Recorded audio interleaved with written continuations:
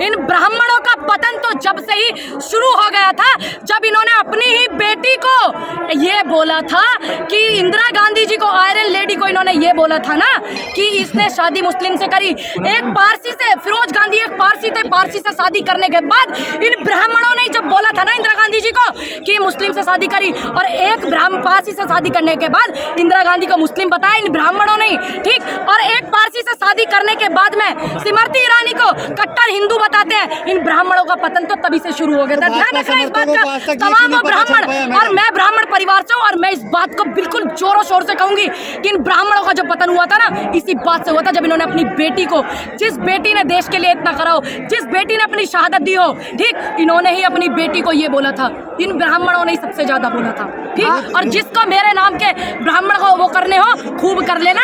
ये बात सच है कि इनका पतन ही जब से चालू हुआ है। रिकॉर्ड उठाइए 2014 के बाद के, आप रिकॉर्ड उठाइए, तमाम वो रिकॉर्ड उठाइए 2014 के पहले के भी और 2014 के बाद के भी। इसीलिए रिकॉर्ड उठाइए कि बेटियों के बलात्कार कितने हुए, बेरोजगारी में कितना ज्यादा हमारे देश का युवा बेरोजगारी का शिकार हुआ, और कितने तमाम युवाओं ने आत्महत्या करी, कितने किसानों ने आत्महत्या करी, कितने किसानों का खामियाजा हुआ। और एक रिकॉर्ड ये भी उठाइए 2014 के बाद से कि तानाशाही 2014 से पहले किसानों पर थी कि अब है, और आंदोलन देश में कितने चल रहे हैं 2014 के। अगर वो भारत का डंका बजा रहे हैं, किस में बजा रहे हैं वो हमें बतावे भी तो सही। जो पीएम केयर फंड होता है, पहले नियम ऐसा था कि पीएम केयर फंड में पूरी जनता दुनिया चेक कर लेती थी कितना फंड आया और कितना जनता के लिए इसमें लगा और कितने देश की सेवा में लगा, कितना पैसा बचा, उसको बंद करना, उस पैसे को संस्था में लेना, ठीक, और जनता को कुछ ना बताना, एक भी प्रेस कॉन्फ्रेंस ना करना, किसानों के लिए इनके प्रवक्ताओं द्वारा आतंकवादी बताना, ठीक, किसानों के लिए अभद्र भाषा में बात करना, और देश में किसान दिल्ली आ रहा है उसको रोकना, उसको प्रताड़ित करना। इनका जो डर है वो बताता है कि ये झुके हुए डरे हुए लोग हैं।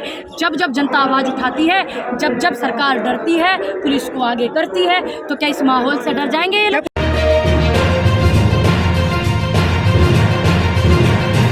जिस तरीके से किसानों को जगह जगह बैरिकेड तरीके से रोका जा रहा है, क्या लगता है जो आने वाले दिनों में इस आंदोलन से क्या संकेत जाएगा केंद्र सरकार को? क्या आप सच्चाई को बैरिकेड कर सकते हैं? क्या आप सच को छुपा सकते हैं? क्या आप सच से मुंह छुपा सकते हैं? नहीं ना। बैरिकेड करने का जो तरीका है ये इनका सिर्फ डराने का है, और ये देश का किसान है, ये कभी डरता नहीं है। क्योंकि आंदोलन के दौरान जो भी कुछ इन्होंने किया, इन्होंने जो हम पे पानी की बौछारें चलाई, इन्होंने जो दिल्ली में परमिशन देने के बाद ऐसे ऐसे गोले चलाए, आपने देखा वो लाखों वीडियो, तमाम वीडियो पड़ी हुई है, आप देख सकते हैं। कोई इन्होंने नया काम नहीं किया और कोई पहला काम ये नहीं हुआ है, लेकिन इनसे देश के किसान का मनोबल और बढ़ता है। जब जब आपके खिलाफ कुछ लोग हो जाएं, और जब जब आपके खिलाफ देश का मीडिया, ऐसा मीडिया, मिनिस्ट्री मीडिया जो बैठा हुआ है वो आपके खिलाफ हो गया, यानी कि किसानों के खिलाफ, देश के नेता आपके खिलाफ हो गए हो, देश के बड़े बड़े तमाम नेता, तो मान लीजिए कि किसान से बड़ी कोई ताकत किसी की नहीं। किसानों की क्या मांग है? मुख्य मांग है भैया ये देखो, जब हम आंदोलन कर रहे थे तो चुनाव, यूपी में चुनाव था, आंदोलन को स्थगित कराया गया। आप जैसे तमाम पत्रकारों ने बोला मैडम बिल तो रद्द हो गए, अब आप चले जाइए, सब लोग और भी तमाम किसानों को, तो हमने भी भरोसा जताया, क्योंकि भाई हमारे प्रधानमंत्री कोई आम कार्यकर्ता तो कह नहीं रहा। स्वामीनाथन रिपोर्ट के लिए, MSP के लिए, शहीद किसानों के लिए शहीदी का दर्जा, लखीमपुर कांड जो हुआ, इन सब के जो मुद्दे थे, ये आम व्यक्ति से नहीं बात करी थी। 5,000 रुपये पेंशन पूरे देश में, हाँ, पूरे देश में जो 5,000 की पेंशन जो थी वो लागू की जाए, तो ये तमाम ये मुद्दे हैं। इसको लेकर के आज यहाँ पर किसान आया है। अगर ये समस्याओं का समाधान नहीं होएगा तो यहाँ जंतर मंतर को छोड़िए, पूरे देश में आंदोलन होगा, आंदोलन होगा, दोबारा बॉर्डर के लिए काम सरकार साथ नहीं है, लेकिन वो तो कहते हैं, मोदी जी कहते हैं हमारी भारतीय जनता पार्टी ही सरकार है, किसानों की पार्टी है। देखिए मेरी बात सुनिए, ये पूरे देश के लोगों को पता है कि कभी भी कोई पार्टी देश नहीं हो सकती। देखिए आज आजाद भारत में है, आप इस बात को समझिए कि आप कैसे कह सकते हैं कि भारत देश भारतीय जनता पार्टी नहीं। भारतीय जनता पार्टी भारत नहीं है, भारत एक भारत है, हमारा देश है, और ये तमाम जो जनता है वो भारत है। ये भारतीय जनता पार्टी भारत नहीं है, पूर्ण रूप से विरोध करते हैं हम इस बात का। आप लोग करते हो कि नहीं? जनता भारत है, जनता कान खोल करके सुन ले, जनता भारत है। मोदी जी मतलब किसान के साथ नहीं है। साथ अगर वो होते तो जो शहीद किसान हुए हैं वो ये नहीं कहते कि किसान कोई शहीद नहीं हुआ, किसान नहीं हुआ शहीद, हमारे पास रिकॉर्ड नहीं है, ये नहीं कहती सरकार। अगर उनको किसानों से होता है इतना प्यार। उनकी पार्टी के नेताओं ने तो कहा था कि हमारी सरकार में आज तक किसानों ने आत्महत्या नहीं की है। रिकॉर्ड उठाइए 2014 के बाद के, आप रिकॉर्ड उठाइए, तमाम वो रिकॉर्ड उठाइए 2014 के पहले के भी और 2014 के बाद के भी, इसलिए रिकॉर्ड उठाइए कि बेटियों के बलात्कार कितने हुए, बेरोजगारी में कितना ज्यादा हमारे देश का युवा बेरोजगारी का शिकार हुआ और कितने तमाम युवाओं ने आत्महत्या करी, कितने किसानों ने आत्महत्या करी, कितने किसानों का खामियाजा हुआ। और एक रिकॉर्ड ये भी उठाइए 2014 के बाद से कि तानाशाही 2014 से पहले किसानों पर थी कि अब है, और आंदोलन देश में कितने चल रहे हैं 2014 के बाद। मोदी सरकार तो कह रहे कि हमने दोगुनी करनी है इनकम, आप कह रही मोदी सुनो एक मिनट, आपकी हुई इनकम दोगुनी? आप बताइए पत्रकार महोदय, हुई क्या आपकी? हुआ मत करिए, जवाब दीजिए। आपकी इनकम दोगुनी हुई? नहीं हुई। किसानों की बात नहीं हुई। आपकी हुई किसानों से मत, आप किसान की बेटी नहीं है, आप किसानों की बेटी नहीं है, आप बेटी किसानों की है कि नहीं है?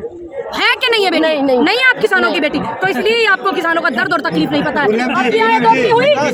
नहीं, आपको नहीं पता इसलिए दर्द। जी, प्रधानमंत्री जो है सब देश को नहीं मिलता जो 18-18 घंटे काम करे, जो अपना पूरा संसार को त्याग करके देश हित में काम करे, पूंजीपतियों के लिए। देखिए हमारे देश में ऐसे प्रधानमंत्री हुए हैं, आप मत भूलिए, जिन्होंने देश के लिए शहादतें दी, जिनके चिथड़े उड़ गए और जिनकी पहचान सिर्फ जूते से हुई थी कि ये उन प्रधानमंत्री का जूता है। तो आप ये मत बताइए कि 18 घंटे, मैंने वो भी वीडियो देखी है, मैंने वो फोटो भी देखी है कि देश के हमारे प्रधानमंत्री कितनी बार कपड़े बदलते हैं, कितनी बार ड्रेस बदलते हैं, मैंने वो भी देखा। और कितनी बार वो विदेश जाते हैं और कितनी बार जो है वो वीडियो कैमरे में नमस्कार ऐसे कैसे, ऐसे वीडियो आनी चाहिए, वैसे आनी चाहिए, वो मैंने है ना तमाम देखी है। तो आप मत बताइए। और कितनी बार वो गृह ग्रह में जब किसी मंदिर में, हमारे सनातन धर्म के मंदिर में जाते हैं, तो वो फोटो कैमरा बिल्कुल भगवान जी भी नहीं दिखे, लेकिन देश के प्रधानमंत्री, हमारे प्रधानमंत्री दिखे नहीं। सुनिए, इस तरीके का आलम पहले कभी नहीं हुआ, आप झूठ मत बोलिए, नहीं हुआ। सुनिए, कैसे कहते हो आप कैमरा नहीं था पहले? कैसी बातें कर रहे हैं, कैमरा नहीं चाहिए था पहले? सोशल मीडिया ऐसी बातें कर रहे हैं आप, हैं? कैमरा ही नहीं था क्या पहले? ऐसी बातें करते हो आप। राजीव गांधी के टाइम में इतना कैमरा नहीं था, राजीव गांधी की फोटो कैसे दुनिया को पता कि राजीव गांधी जी है? कैसे पता है? कैसे पता है? सुन लीजिए, कैसे पता? क्यों 2014 से पहले, कैसे 2014 से पहले कैमरा ना है, मोबाइल ना है, कैसे है ना? पहले इंटरनेट के मोदी जी फोटो खिंचवा के उसको बढ़ावा दे रहे हैं। कैमरा था कि नहीं था? और जब आंदोलन हुआ था ना देश की आजादी का, जब इतने संसाधन नहीं थे, लेकिन आंदोलन की फिर भी एक एक रूपरेखा पूरे देश की जनता के सामने है कि किसने देश की आजादी के लिए लड़ाई लड़ी। लेकिन वो तो कह रहे 70 साल में कुछ हुआ ही नहीं है, आप कह रहे हैं कि रूपरेखा है सरकार, तो काला जादू और 70 साल में देश के प्रधानमंत्री काले पकड़े पैर करके गंगा में स्नान करते हैं, तो क्या वो काला जादू करने गए थे? बताइए। नहीं, साथ में ये क्या गए थे? हाँ ना, मैं जवाब दीजिए। आप उनकी प्रवक्ता बन करके आई है, आप बताइए मुझे काला जादू। नहीं, हम तो सवाल पूछ रहे हैं आपसे कि 70 साल में कुछ हुआ ही नहीं है। डंका बजा रहे भारत का। देखिए, अगर वो भारत का डंका बजा रहे हैं, किस में बजा रहे हैं वो हमें बतावे भी तो सही। जो पीएम केयर फंड होता है, पहले नियम ऐसा था कि पीएम केयर फंड में पूरी जनता दुनिया चेक कर लेती थी कितना फंड आया और कितना जनता के लिए इसमें लगा और कितने देश की सेवा में लगा, कितना पैसा बचा, उसको बंद करना, उस पैसे को संस्था में लेना, ठीक, और जनता को कुछ ना बताना, एक भी प्रेस कॉन्फ्रेंस ना करना, किसानों के लिए इनके प्रवक्ताओं द्वारा आतंकवादी बताना, ठीक, किसानों के लिए अभद्र भाषा में बात करना, और देश में किसान दिल्ली आ रहा है उसको रोकना, उसको प्रताड़ित करना। इनका जो डर है वो बताता है कि ये झुके हुए डरे हुए लोग हैं।